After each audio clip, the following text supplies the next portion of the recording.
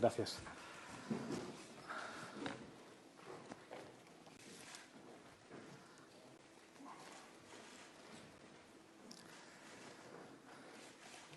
Son días extraños, ¿verdad? Y es raro intervenir en una campaña electoral, en una situación de pandemia como la que estamos viviendo y después de unos meses, de un año tan duro.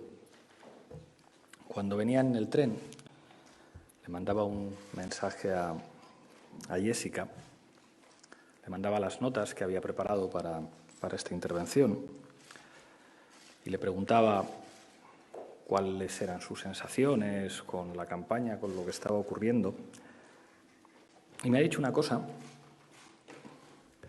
Me ha dicho, la gente no está para que le cuenten películas. Y yo en esta campaña me estoy dedicando básicamente a decir la verdad, aunque eso no sea muy convencional en los mítines políticos o en los actos de campaña.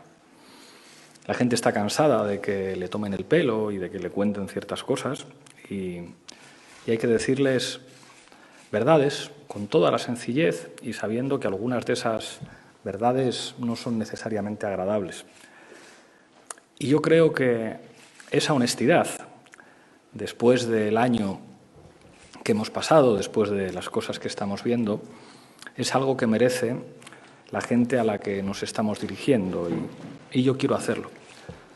Yo quiero decir verdades, aunque esas verdades puedan resultar incómodas y aunque no sea lo frecuente, lo habitual, en un acto de campaña, donde normalmente los discursos en los que digamos hay mucho más de propaganda, de grandilocuencia, muchas veces no dejan ver cosas que están en la cabeza de la gente. Hay una primera verdad de la que me siento orgulloso, pero que ha costado mucho demostrar con hechos, y es que no era cierto eso de que era imposible que nosotros llegáramos al gobierno y no era cierto que no se podían cambiar cosas. Claro que se cambian cosas cuando nosotros estamos en el gobierno y la mejor prueba de que se cambian cosas es la agresividad de los ataques de los que somos objeto. Pero claro que se cambian cosas. Yo creo que todo el mundo en Cataluña es consciente que la manera en la que se han afrontado las consecuencias económicas y las consecuencias sociales de la crisis del COVID no tiene nada que ver a cómo habría sido si no estuviera Unidas Podemos y En Comú Podem en el Gobierno del Estado. Y esto lo reconoce todo el mundo, incluso nuestros más agresivos adversarios, y basta ver la agresividad de algunos poderes mediáticos para ver que efectivamente algunas medidas que hemos impulsado desde el Gobierno y que han servido para proteger la dignidad de mucha gente, pues si nosotros no estuviéramos probablemente no hubieran ocurrido. Para empezar, lo que han significado los ERTE en este país y tener una ministra de Trabajo que por fin representa a los trabajadores desde el Ministerio de Trabajo, protegiendo a esos trabajadores y trabajadoras y protegiendo también a las empresas que han podido salir adelante gracias a los ERTE. O lo que ha significado lograr un escudo social que ha costado mucho. Yo creo que todo el mundo sabe pues, lo duro que ha sido lograr que de una vez se terminara con los infames desahucios sin alternativa habitacional o sin los cortes de suministros, la cantidad de horas de trabajo y de debates y de tensiones en el propio Consejo de Ministros para que hubiera gente que no la tuvieran que echar de su casa, que ha sido una de las imágenes más vergonzosas de nuestra democracia.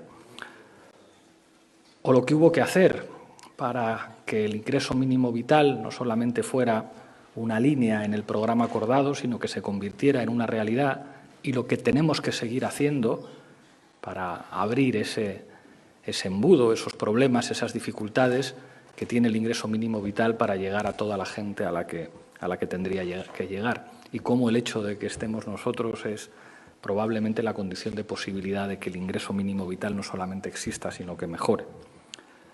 O lo que implicó la subida del salario mínimo interprofesional, 950 euros.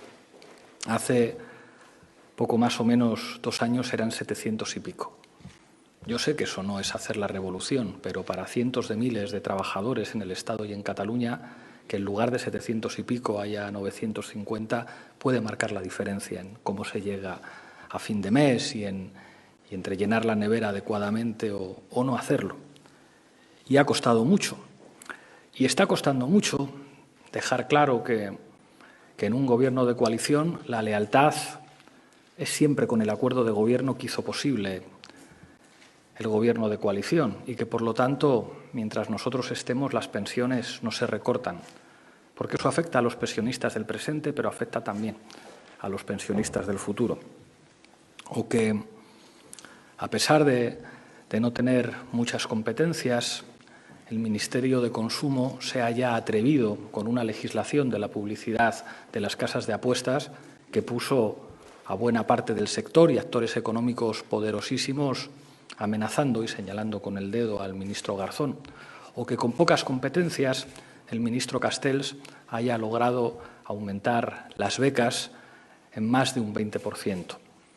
Esas cosas cambian la vida de la gente y demuestran que, aunque es muy duro, aunque es difícil, se cambian las cosas cuando nosotros estamos en el Gobierno y que, claro que España puede cambiar hacia mejor y ojalá tuviéramos más fuerza todavía para que todos los cambios que a nosotros nos gustarían se convirtieran en una realidad.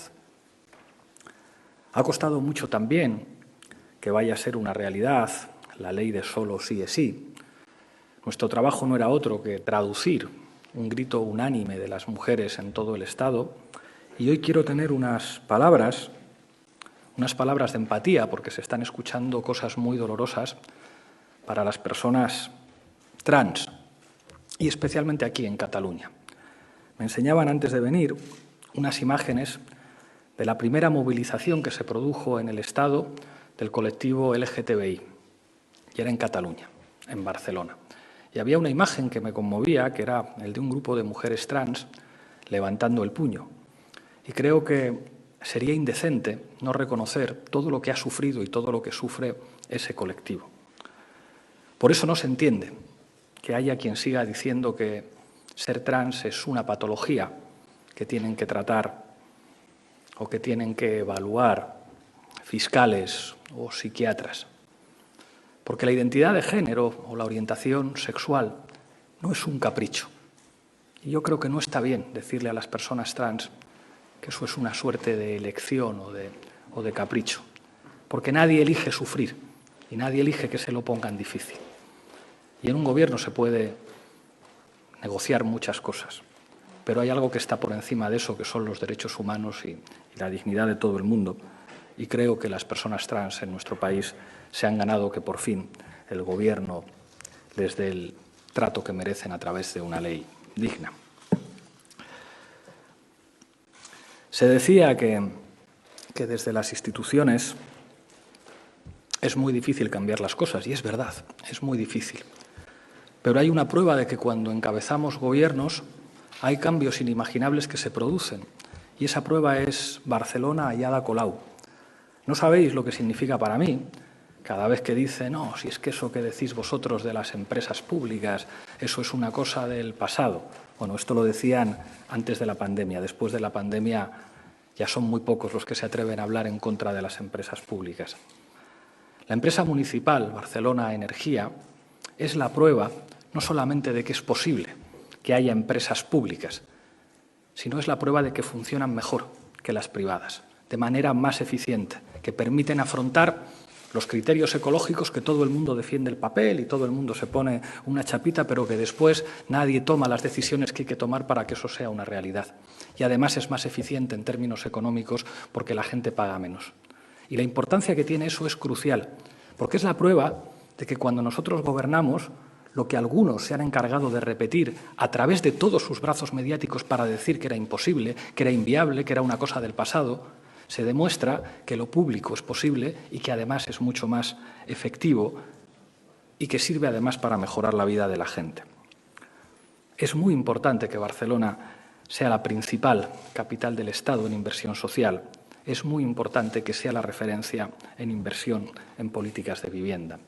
Porque es lo que nos ayuda a nosotros para empujar algunos cambios que en teoría deberían ser fáciles, ¿verdad?, porque están escritos en el acuerdo de gobierno, pero la realidad demuestra, y hay que decir la verdad con toda su claridad, que incluso ser leales a un gobierno de coalición, que es ser leales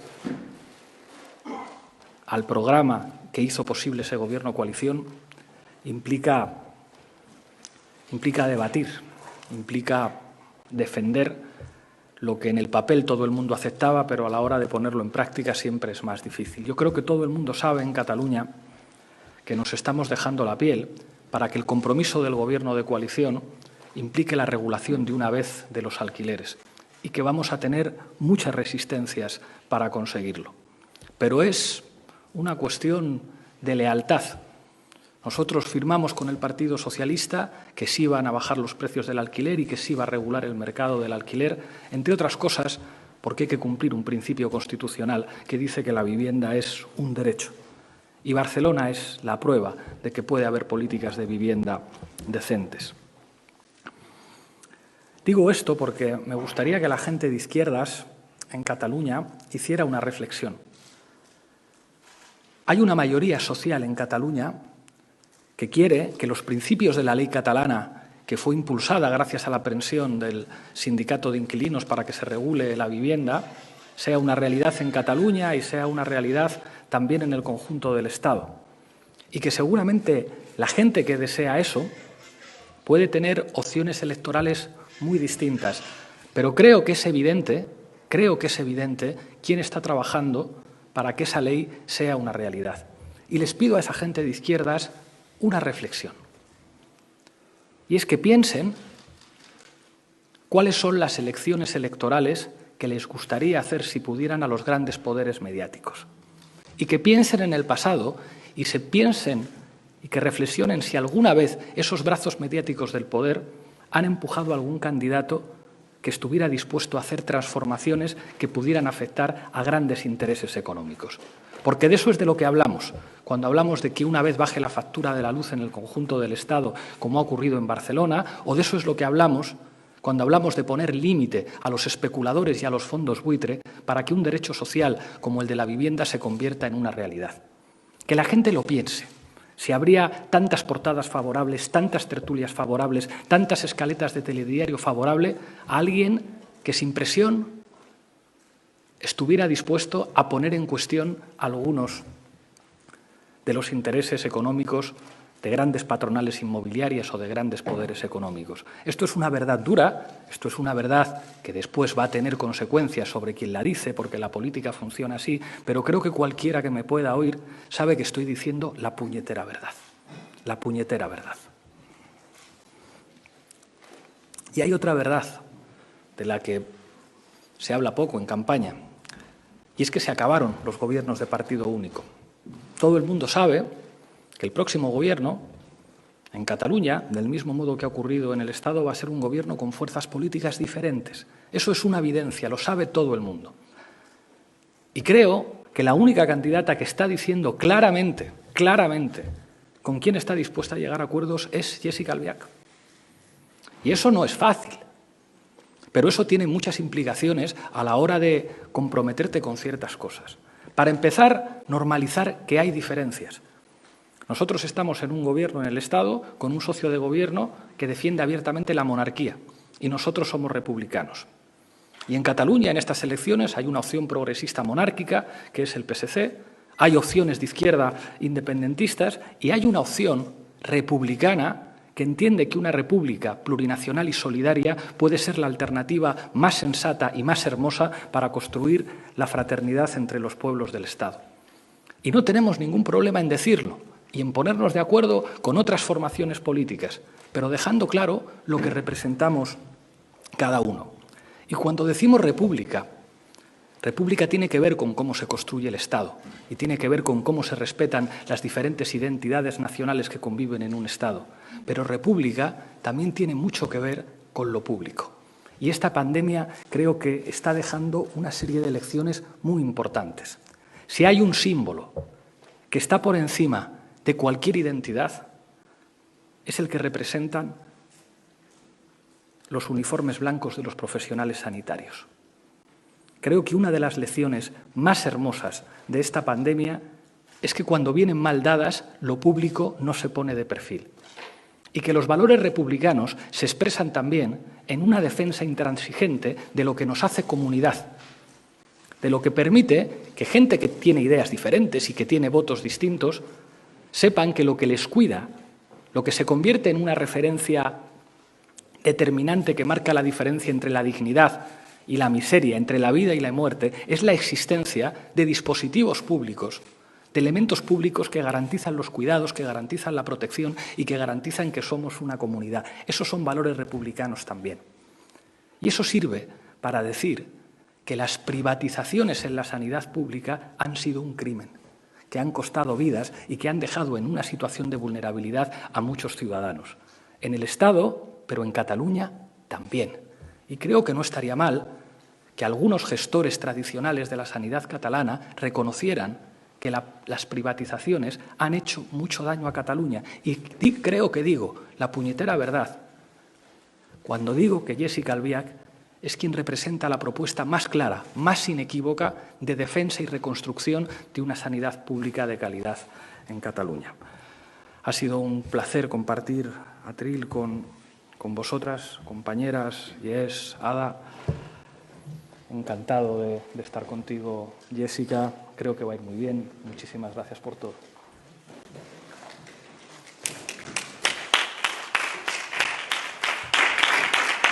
Gracias.